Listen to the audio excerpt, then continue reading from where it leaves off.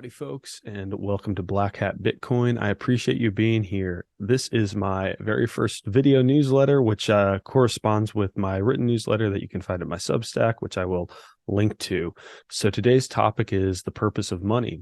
So money is something we all use every day, all the time, and we don't really think about what it is or why it exists, the functions it ought to serve. Just want to very briefly run through three of the primary functions that money should serve, and we'll get to where the dollar fails and why Bitcoin succeeds in this particular area.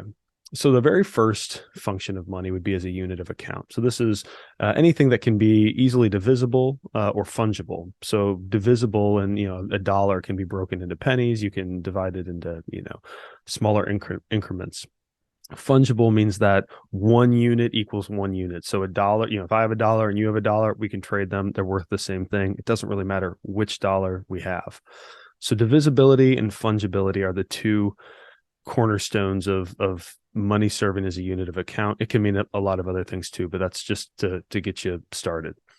The second thing is as a medium of exchange. And this is what everyone is familiar with money as. And that is instead of bartering. So if I have a cow and you have a chicken and I want a chicken, but you don't want a cow, we have this problem, right? We can't trade each other's goods, right? So if I have money that you agree is valuable, that you can go buy other goods elsewhere of value, now we have this medium of exchange. The dollar has served as a medium of exchange for a long time. Other national currencies do the same things, some better than others, depending on how stable the currency is, how stable the geopolitical environment of the country is, and so forth.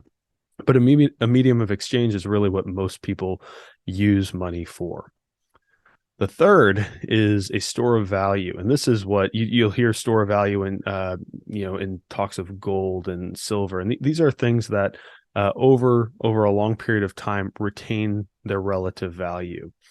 And this is where the dollar in particular, but certainly any national currency, falls dramatically short. And so that's what inflation is, right? So when we have a government who can turn on the money printers, we have incredible lending done by banks, which is probably the primary form of creating money in the United States. You get all of this money, and we have more money bidding on the same amount of goods, which means goods cost more because you have more money bidding on if you have $200 and there's two houses in the economy, maybe they're each about worth $100. If you now double the supply of money to $400 and there are still only two houses, now each house costs $200. You might think that your house is doubled in value, but what's really happened is your money has diminished in value.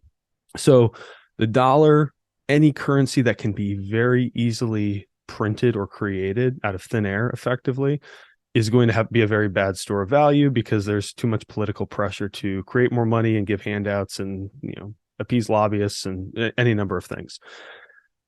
Bitcoin, on the other hand, has an effectively, for practical purposes, an immutable monetary policy. There will only ever be 21 million Bitcoin in creation.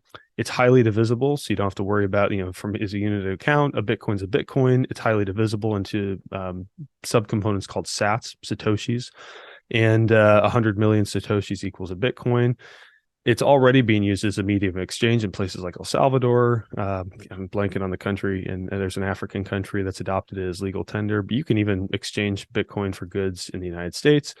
And as a store of value, you have this growing amount of, our GDP grows over time, presumably, right? And you have this ever shrinking flow of new Bitcoin coming in. Less and less Bitcoin is produced over time. And eventually we reach this point where we've reached 21 million Bitcoin and there will be no more. So Bitcoin will continue to increase in value over that period of time. People talk a lot about the volatility. Once adoption reaches this critical threshold, I think there are a number of events that could take place that would make something like that, that would propel us to something like that much quicker than we have over the last 12 years or so. But it's something to keep an eye on, and just keep in mind, if you are holding dollars, over time, those dollars are going to diminish in value, period.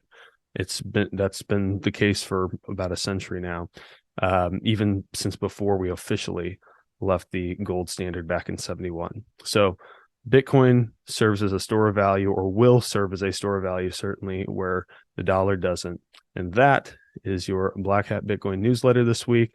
Again, I appreciate you being here. I want to keep this simple. I want to make this straightforward. So if you have any comments, questions, suggestions for content, topics I should cover, I would really appreciate it and look forward to sharing more with you soon.